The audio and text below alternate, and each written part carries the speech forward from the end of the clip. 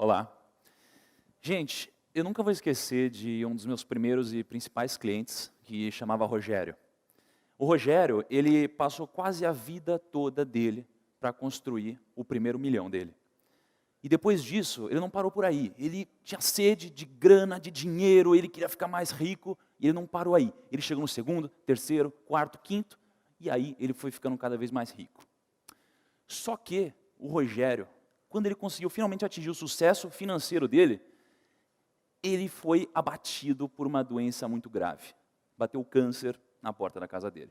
Ele gastou cada centavo que ele demorou a vida toda para construir com essa doença. E aí eu comecei a me questionar. Eu falei, pô, do que valeu tudo isso? Do que valeu tudo que ele fez? Será que se esse cara tivesse tido um pouquinho mais de equilíbrio na vida e um pouquinho mais de educação financeira, ele não teria vida um pouco melhor, sido um pouquinho mais feliz? Será que a família dele não teria sido um pouquinho mais feliz? E disso eu tiro o seguinte, ele trabalhou a vida toda pelo dinheiro, mas quem que tem que trabalhar para quem? Né? A gente trabalha pelo dinheiro ou será que o dinheiro tem que trabalhar para a gente? Então esse tipo de questão começou a mexer muito comigo. E o Rogério foi uma pessoa que foi muito responsável pelo que eu faço hoje. E conforme o tempo foi passando, eu comecei a me questionar e eu cheguei à conclusão que a gente tem 3 conselhos que a gente vive recebendo. E eu queria saber se vocês já receberam algum desses 3. Primeiro, invista na poupança porque ela é mais seguro. Alguém já ouviu? Compre o seu próprio imóvel porque o imóvel é mais seguro. E terceiro, tenha o seu próprio carro porque ele é seu e você também fica mais seguro. Então, esses 3 conselhos, eles talvez não se apliquem muito bem mais no dia de hoje. Mas por que a gente recebe esses 3 conselhos sempre? Porque na vida dos nossos pais, um conceito muito importante não estava tão presente, que é o conceito da educação financeira. Mas a culpa não era deles, não. A culpa é simplesmente do contexto que a gente vivia. Porque a gente era guiado pelo medo e não pela educação. Se você parar para pensar, a gente estava em um momento que a gente precisava ir no mercado, fazer estoque, porque o preço ia subir no outro dia. A gente tinha medo de que confiscasse o nosso dinheiro e a gente colocava ele todo na poupança, debaixo do colchão. A gente não investia o nosso dinheiro. Né? Então, como a gente não pensava no longo prazo, porque a gente tinha medo, e a gente pensava no curto prazo, a gente não se planejava e não tinha educação financeira. E, por isso, é tão difícil a gente passar alguns conceitos da forma correta para frente. E, já que a gente está falando desse tipo de conceito, eu acho que, antigamente, talvez eles até se aplicassem.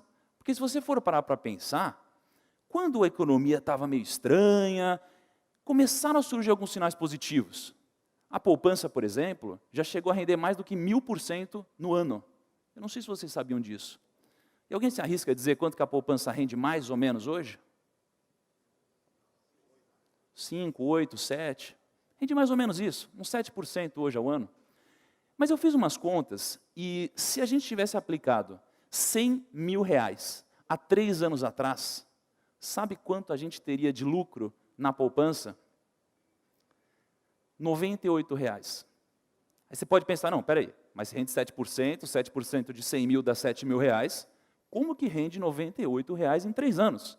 E eu te digo, será que a gente considerou a inflação?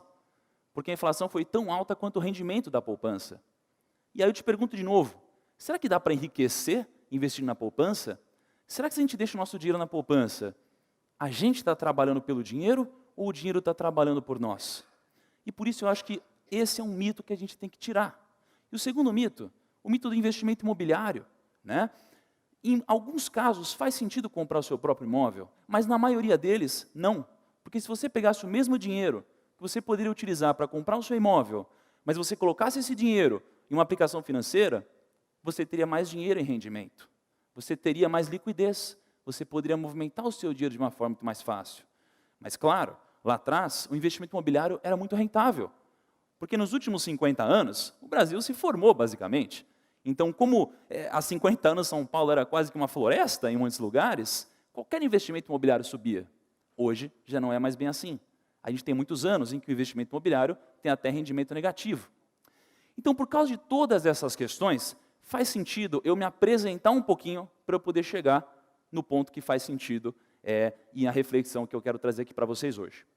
Eu sou o Thiago Nigro, eu estou há mais ou menos 7 anos no mercado financeiro e os meus pais, eles construíram uma poupança para mim, né? E eles passaram quase que 17 anos juntando dinheiro para mim. Todo mês ia lá, colocava um pouquinho, outro mês ia lá, colocava mais um pouquinho. E no final, né, quando eu atingi ali meus quase 18 anos, eu pude ter acesso a esse dinheiro. E quando eu tive acesso a esse dinheiro, aconteceu uma coisa muito curiosa. Meus pais demoraram 17 anos para juntar esse dinheiro, e eu demorei uma semana para perder ele todo. Eu peguei esse dinheiro e eu quebrei, assim, foi a primeira vez que eu quebrei. Eu peguei isso tudo e eu coloquei na bolsa. Eu tinha um grande sonho de ser aquele cara do Lobo de Wall Street, dos filmes de mercado financeiro, que ficava comprando e vendendo ação o tempo todo. E eu realmente tentei fazer isso por uma semana e eu perdi tudo que eu tinha. Isso daqui me motivou muito a estudar. E aí eu não me conformei, como que eu pude perder tudo isso? E eu comecei a tirar várias certificações no mercado financeiro. E quando eu fiz isso, eu tinha certeza que eu queria trabalhar no mercado financeiro. Então eu pensei, eu quero trabalhar em banco de investimento. E aí eu comecei a fazer um roadshow de entrevistas em bancos de investimentos. E eu fiz entrevistas em todos aqueles bancos que vocês já ouviram falar, nos filmes, em jornais, Morgan Stanley, Merrill Lynch, Credit Suisse, Goldman Sachs, todos esses. Mas nenhum me abriu as portas. Eu cheguei na entrevista final de muitos deles, mas eu não passei em nenhum. Então eu não consegui fazer o que eu queria. Mas eu tinha um sonho de trabalhar no mercado financeiro. O que eu fiz? Eu montei meu próprio negócio. Há mais ou menos 6 anos atrás, quase 7 anos. O meu negócio era um negócio de assessoria de investimentos. Eu ajudava as pessoas a investirem. Mas imagina, se eu sou novo hoje, como que era quase 7 anos atrás. Era difícil passar muita credibilidade, né? E foi difícil, foi trabalhoso, eu fiquei muito tempo sem ganhar dinheiro, mas eu consegui construir um negócio. Então, quase 6 anos depois, eu montei o 10º maior escritório de assessoria de investimentos do país. E com isso, eu tinha mais de 5 mil clientes, eu tinha mais de 30 pessoas na minha equipe, eu estava ganhando dinheiro, eu estava investindo em novos projetos. E um desses projetos era um projeto digital, porque eu queria atingir mais pessoas, eu queria captar mais clientes para a minha empresa. Então, entrei na internet, montei um canal no YouTube, montei um site, blog, Facebook, tudo isso, né? E o nome desse projeto era o Primo Rico. E tudo estava dando muito certo na minha vida. Eu estava ascendendo, eu estava crescendo, eu estava ganhando dinheiro. Só que, lembra do Rogério? O Rogério foi um cliente muito importante para mim. E o que aconteceu com ele foi que quando estava tudo dando certo, eu recebi uma notícia. O Rogério estava em uma fase terminal. E isso daqui me deixou muito abalado. Assim, a gente sabia que era questão de tempo. E eu me aproximei tanto do Rogério que eu sabia segredos que a família dele não sabia. Ele me deixou orientações para ajudar a família dele caso acontecesse alguma coisa com ele. Eu sabia de segredos. Isso daqui me deixou muito abalado. E, paralelamente, eu recebi uma oferta de venda pela minha empresa. E eu pensei, cara, eu preciso atingir mais gente, eu preciso educar financeiramente mais pessoas. Só que hoje eu só falo com 5 mil clientes. Eu preciso atingir o Brasil todo. A gente tem mais de 200 milhões de pessoas. E aí eu tomei a decisão. Eu decidi nessa hora e eu entendi que o meu propósito era educar financeiramente todo o Brasil. E eu vendi a minha empresa. Eu foquei no meu projeto digital. E quando eu foquei no meu projeto digital, eu comecei a produzir muito conteúdo para o YouTube, principalmente. Hoje eu falo com mais de 1 milhão de pessoas por mês na internet, no meu canal. Isso daqui começou a fazer muito sentido para mim. Então, eu queria fazer aqui uma brincadeira com vocês. E eu preciso que vocês prestem muita atenção em mim. Muita, muita atenção mesmo em mim agora. Façam exatamente o que eu falar, por favor. Todo mundo, levanta a mão direita. Beleza, presta muita atenção no que eu vou dizer e faça exatamente o que eu fizer. Por favor, levantem o seu dedo indicador. Olhem o dedo que vocês levantaram. A maioria de vocês. Por que vocês levantaram o dedão e não o indicador que eu pedi? Vocês perceberam como o exemplo é muito forte? O exemplo, ele é mais forte e mais importante do que o que a gente fala. O que a gente faz é responsável por transformações gigantes.